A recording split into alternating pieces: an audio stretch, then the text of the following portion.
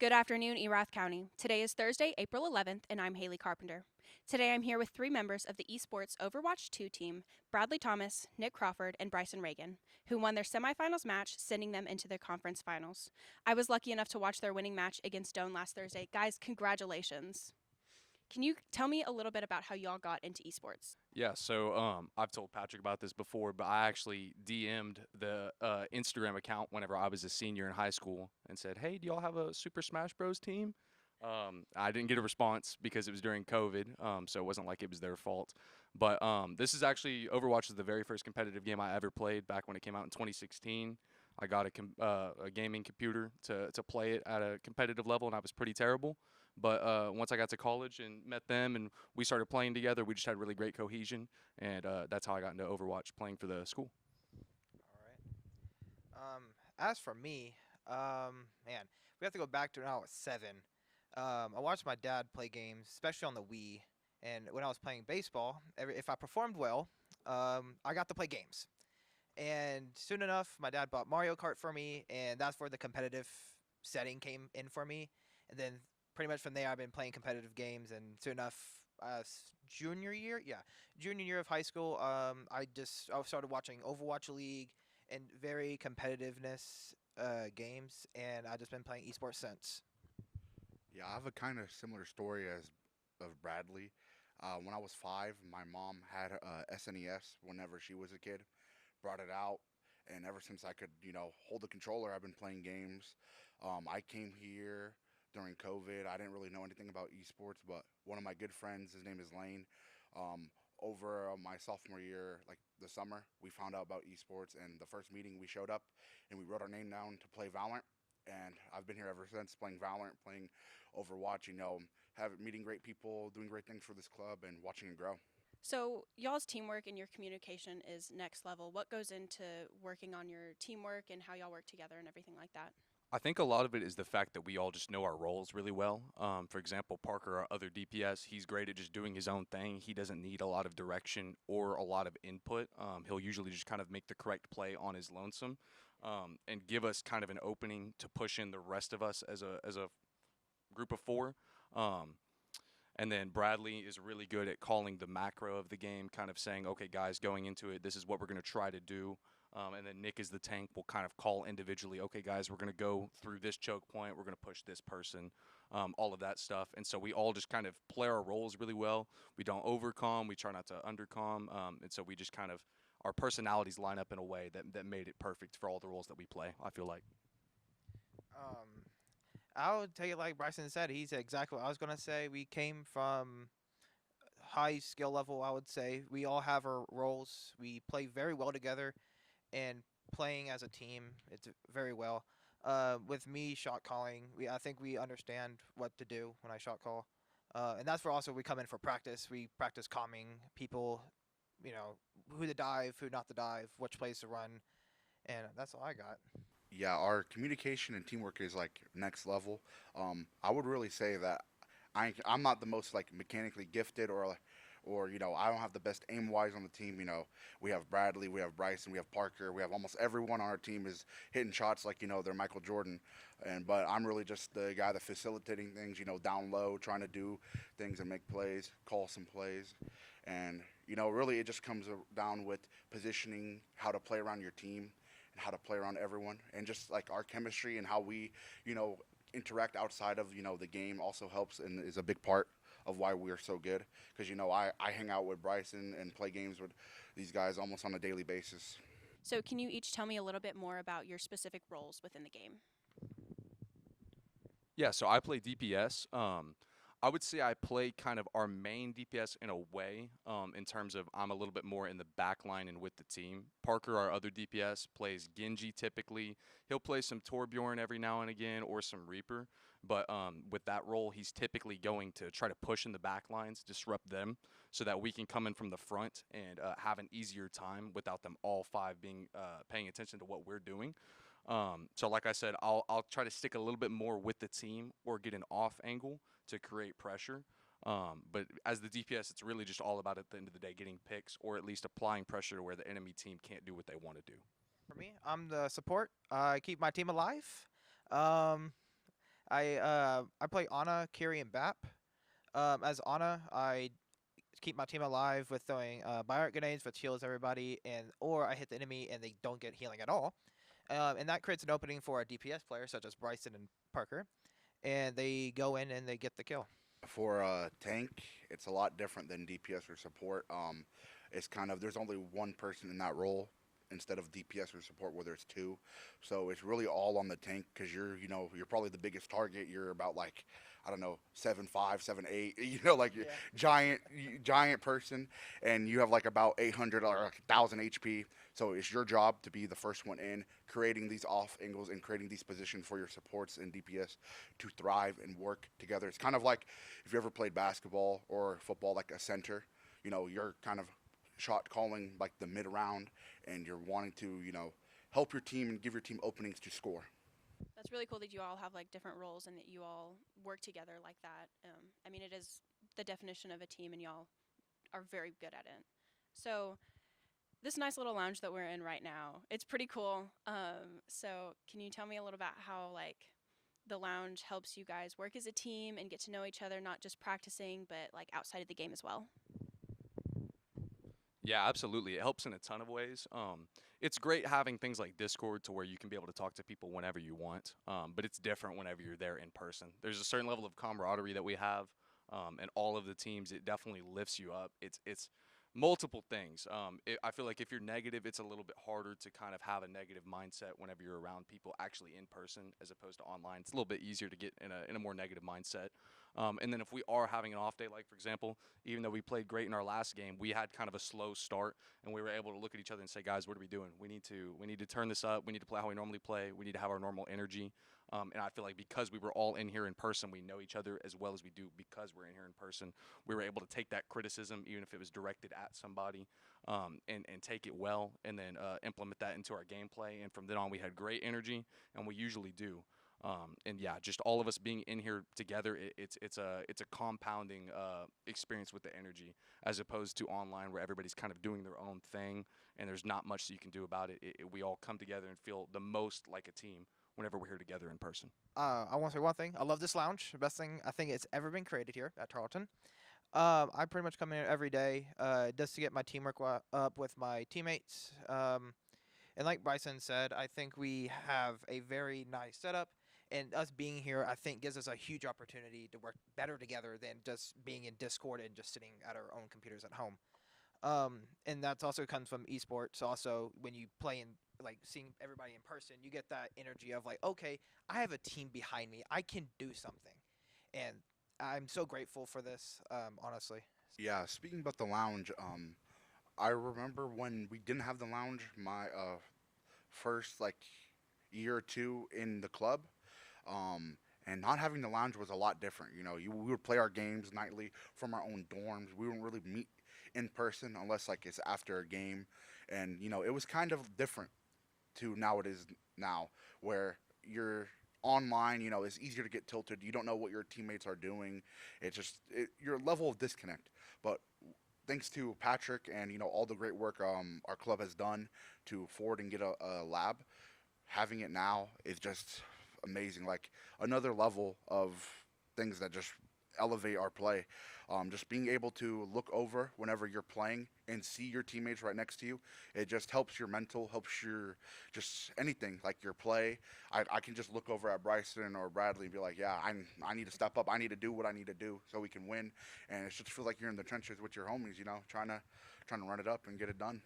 Tarleton E-sports has a partnership with Red Bull. How many do y'all drink a week? I'm so curious. More than my mom would like. Uh, I'll say 4. I'll lie and say 4. I try to be on the low side. I say 2 or 3. Usually like just one, and it's usually on game day. I'm not a really big energy drink caffeine person. I'm not either. I don't know how many, like, I don't know how y'all would go through so many, honestly. Nick, you've been in the club for 4 years. How has it grown since you started? Yeah, just how like in the beginning we didn't really have a lab, and how I was saying when I first joined the club, and me and my friend Lane, we were like, oh, let's see what games they have. First time we came in, there was like just pieces of paper, and there was about I would say 5-ish people, and they were like, "Oh, write down what game you want to play." So obviously, me and him wrote down Valorant, and we were legit having to coerce people to play Valorant at that early. Like we would have to find people, go out our way to look for people at Tarleton to play games. And now where we are at now, there's about, I would say 100, 150 people like in the Discord alone. And, we have about like 60, 70 people competing here almost every night during the regular season. And it's just amazing how the club has grown. And it was really just thanks to Patrick, Bryson, all the ECMs, everyone really just putting in the hard work, putting in the hours like behind the scenes where a lot of people don't see, and just helping us build the foundation to have a really good esports program here at Tarleton. I absolutely agree. I think the support from Patrick and Bryson and everybody who helped make this what it is today, I think that they've all done a very great job, and I can see that everybody has such a passion for it and everything like that. On the other end of the spectrum, though, Bradley, you joined the club as a freshman. You are a freshman. What is that like?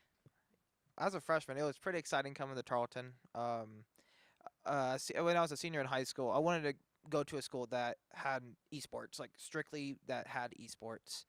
And my dad was actually looking at it because it was going to be Tarleton or Sam Houston. And he went on the Instagram that we used to have, the old one.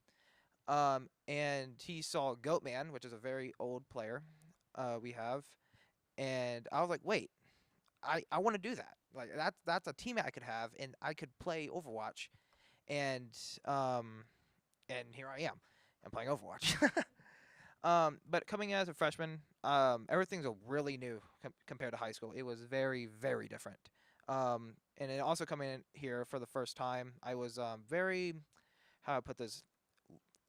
I was gonna say lost. I guess like I was kind of over. Like I had very high expectations, I would say, really. And throughout the year, I lowered them because again, you can't get everything you want. And overall, it's just been so exciting as a freshman, especially coming in from everywhere in Texas. Just coming at Tarleton, it's so great. As a freshman, you're also the captain. So how does that feel, and what is it like to lead the team inside and outside of the game? I would say inside the game, it's pretty fun. I always take on the leadership role if I have the opportunity to. Just playing the game, I always like the leadership. Yeah, it's really just mostly that. I like to work on that because that's again coming from the baseball because I was the pitcher, so that leadership just came down and it's like, okay, I can probably command this. And then outside the game, it's really that freshman role again. Like, hey, I get my connections are growing. I can, I know seniors, I know juniors, I know sophomores, I know other freshmen, and so it just the connections are great coming from this. Bryson, what's it like to being vice president while also competing? It's great. It only enhances the experience in my opinion because I get to be out there, and if we win, it's great because I get to be a part of it. But also helping them win, and then me and Bradley do help some with the B team, kind of fostering their experience, helping them grow. And it's just great to be able to help anybody in any game, being able to help people in games that I'm not even personally all that interested in. I have a love for all of them, but some of them I don't necessarily play. But being able to balance it and help others while also getting to play one that I'm interested in personally, it's great. And it works out, I think, really well because on nights that we do play, I can be here and kind of watch over things, but also still get to do my own thing and contribute. At the start of each game and throughout the game, you all tell each other to lock in. What does that look like for each of you? I got to stop yapping. I try just to, again, for it depends on your role. So for me, with me being DPS, it's really just means trying to hit my shots as much as possible. Trying to make sure that I'm in the right position, not giving the opponents any kind of advantage. But it depends on every role. But again, for DPS, it really just means focusing up, trying to hit your shots, trying to get a pick for your team so that then you guys can make something out of that. On the support role for locking in for me is keeping my team alive, being on high alert, honestly, because again, as being the support, you're pretty much the main target for the enemy team, and yeah, it's just locking in, support wise, is just keeping my team alive, high alert, and hitting my shots if I'm playing Ana. Yeah, to lock in general, it just means like to be at another level, to be firing on cylinders, not going through the motions. A lot of like day to day. Usually, you just go through the motions. You just do things just to do them. You just do it automatically, not without thinking. Locking in really means just I'm thinking about what I'm doing. What is my position with my team? What do I need to do? And I'm usually like, for me, I'm an outspoken person. I like to be, I like to talk. I like to, voice my opinion on the game. So it really just for me is like making sure I'm vocal, I'm in position, I'm setting up my team well, and we're just all playing like perfectly. I'm playing into my team.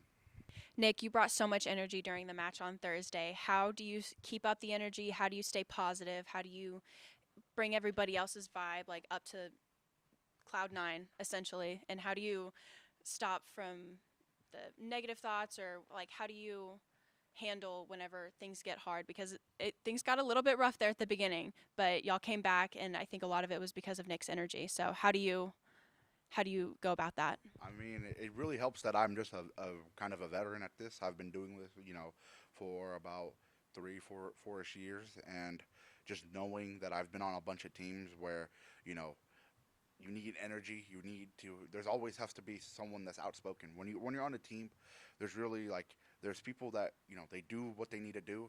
They're not really spoken, but they get the job done.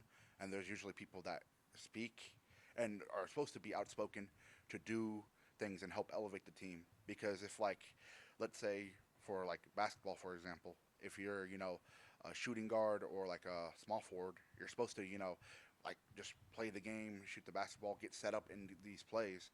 And my job and my energy is to keep everyone in check, keep our energy up, and just set up the whole team. And yeah, and also being a part of teams that have made it far within esports as a whole has also helped me.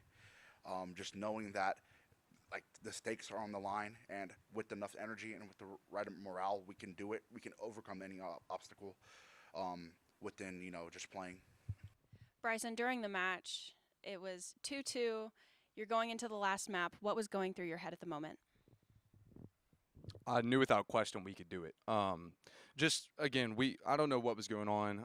We weren't our usual selves really last week for the first couple of games, but once we had it locked in and once we had the momentum, I do feel that we kind of dominated them more than they dominated us. We just didn't play great those first two games. I know how it is being on that other side of it and the pressure that they had. The pressure was mostly off of us, and I just knew that we could do it. And I don't remember what exactly the map was, but I just knew that we played it well, and I felt confident with our game plan going into it, and knowing what they were going to play, that it was going to work. There was word of Doan trash talking before the game and the day before, and how did that like affect y'all's mindset going into the game, and what do you think that they said after they lost? Yeah, again, just people know this about me. I'm a candid person. Again, I think it got to us a little bit at the start because we know that we know that we're the best team. We know that if we play at the right level, if we play to our maximum, we are the best team without question. So I think we were a little bit worried about losing to a team that we were worse than after them trash talking.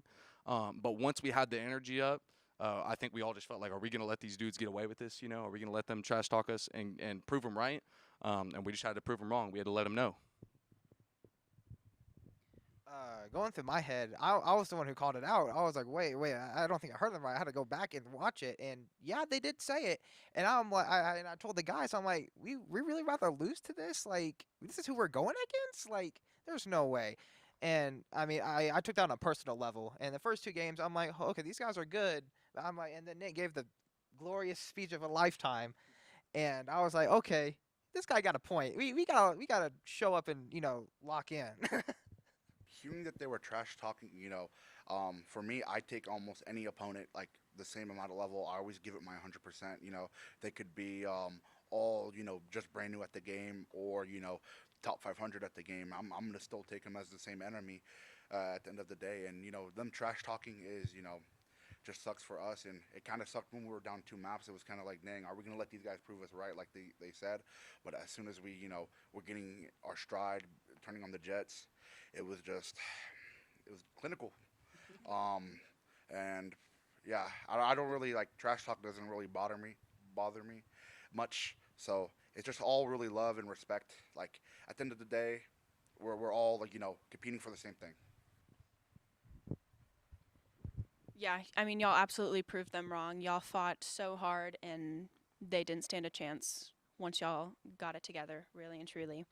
Matches usually last around 45 minutes, and your match against Stone lasted almost 2 hours. How is it like fighting for that long, and how do you keep it up, and how do you like just not let it get to you after 2 hours that you have to, so. Yeah, so like Nick's talked about, I came from Valorant originally as my esports background, so that's about how long they usually are, even if it's only 2 games and a best 2 out of 3.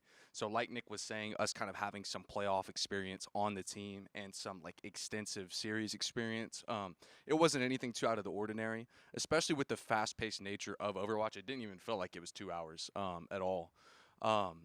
So it was just more so the fact that we knew that again those guys they weren't bad by any means, but we knew that at the end of the day we're better. We definitely have more experience.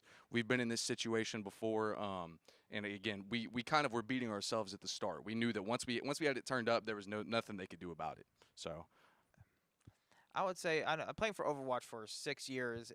You just gotta take one game at a time, and then being the best out of 5 or 4, whatever it has to be, it's just one game, and that game could last 30 minutes. It could last 15, and just playing the game for so long, one game really it feels like 5 minutes, and then it's been 35 minutes. You're like, oh, okay, moving on.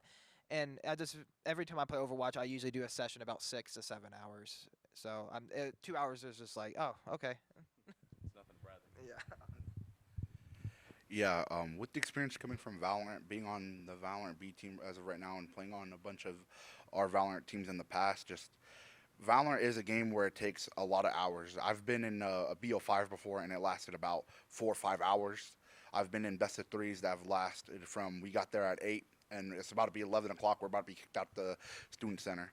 I've played in a lot of nail biter series, so 2 hours of Overwatch, like Bryson says, it doesn't feel like much because each like map is like 5 minutes around there, so it's not too long. To about an hour game like Valorant or some of these other games last, like Rainbow Six could last almost an hour or even 2, depending on how much overtime you go to and how long the rounds are drawn out.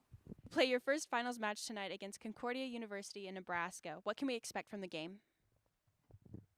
Complete domination, and I put that on everything. If we come in how we're supposed to, I've been practicing a lot. We've all been putting in the work this week.